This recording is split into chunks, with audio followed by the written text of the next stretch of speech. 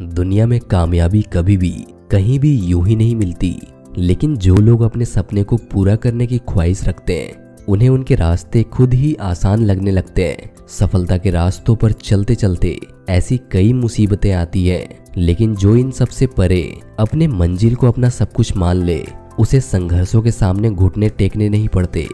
हिंदी भाषा की एक कहावत है, होनहार वीरवान के होठ चिकने पात। ऐसे एग्जाम्पल्स भरे पड़े हैं और इन्हीं में से एक शख्सियत है Portuguese football player Cristiano Ronaldo.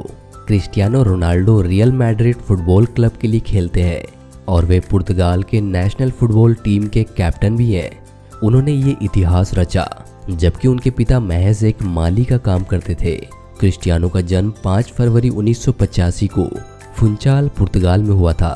Cristiano का पूरा नाम Cristiano Ronaldo dos Santos Aveiro था। उनका यह नाम उनके पिता ने रखा था क्योंकि वो अमेरिका के 40th president former famous actor Ronald Reagan से काफी प्रभावित थे। रोनाल्डो के पिता डाइनिस अवेरो पुर्तगाल के एक म्यूनिसिपल कॉरपोरेशन में माली का काम करते थे। वे रोनाल्ड रीगैन की फिल्मों के बहुत बड़े फैन थे। शुरुआत के दिनों में रोनाल्डो के भाई ह्यूगो, उनकी 2 बहनें एल्मा और लिलिमा और उनके माता पिता सभी साथ में ही एक छोटी सी झोपड़ी में रहा करते थे। वो कहते हैं ना कि राजा का बेटा ही राजा बने, ये कोई जरूरी नहीं है। यही हुआ रोनाल्डो के साथ भी। वो और उनकी फैमिली पहले बहुत ही गरीब हुआ करते थे। उन्होंने भी गरीबी में काफी स्ट्रगल्स देखे। रोनाल्डो सिर्फ 8 साल के थे जब उनके मन में खेल की लगन को देखते हुए एंडोरिना स्पोर्ट्स क्लब में फुटबॉल खेलने के लिए एडमिट कराया गया, जहां उन्होंने 2 साल खेलने की प्रैक्टिस की। और क्योंकि उस वक्त वो उम्र में छोटे थे तो हार जाने पर ग्राउंड में बैठकर रोने लगते थे और उनकी इसी आदत के कारण उनकी माँ मारिया उन्हें क्राई बेबी बुलाती थी और आज तक उनके कुछ कलीग्स उन्हें मजाक मजाक में इसी नाम से चिढ़ाते हैं। 12 साल की उम्र में उन्हें पुर्तगाल स्पोर्टिंग क्लब लिस्बोन ने 1500 पाउंड्स में साइन कर लिया, लेकिन उनकी लाइफ में यू टर्न लेने वाली एक घटना ने अपना सिर तब उठाया जब वे 15 साल के थे। इसी वक्त रोनाल्डो को पता चला कि उन्हें टैकीकार्डिया नाम की एक बीमारी है जिसमें इंसान का दिल बहुत तेज गति से धड़कने लगता है। डॉक्टर्स ने उन्हें फुटबॉल छोड़ने को भी कहा, लेकिन उन्होंने फुटबॉल ना छोड़कर अपने डर को खत्म करने का फैसला किया। उन्होंने एक बेहद रिस्की सर्जरी करवाई और बीमारी की इस जंग में उन्हें जीत मिली। जब वो पूरी तरह से ठीक हो गए तो उन्होंने फिर से फुटबॉल खेलना शुरू किया। तो एक बार फिर से उनकी किस्मत ने उनके लिए एक नया मोड़ लाकर खड़ा कर दिया। तब उनके 52 साल के पिता की मृत्यु हो गई और कारण था एक्सेसिव अल्कोहलिज्म, उनके नशे की लत। रोनाल्डो अपने पिता के सबसे करीब थे, इसलिए उन्हें बहुत दुख हुआ। उन्हें गहरा सदमा लगा। उनके पिता के चले जाने के बाद उनका घर भी बड़ी मुश्किल से चल पा रहा था और घर की इकोनॉमिक टेंशन्स बढ़ती ही जा रही थी। तब उनकी माँ ने अपना घर चलाने के लिए दूसरों के घरों में जाकर खाना बनाने का काम भी किया। फुटबॉल ना छोड़ने का अडिग फैसला लिया और लगातार कड़ी मेहनत करते रहे। रोनाल्डो जब 17 साल के थे उसी समय लिस्बोन स्पोर्टिंग क्लब और यूनाइटेड मैनचेस्टर के बीच होने वाले सबसे बड़े फुटबॉल मैच में रोनाल्डो ने लिस्बोन स्पोर्टिंग क्लब की तरफ से खेल में हिस्सा लिया था।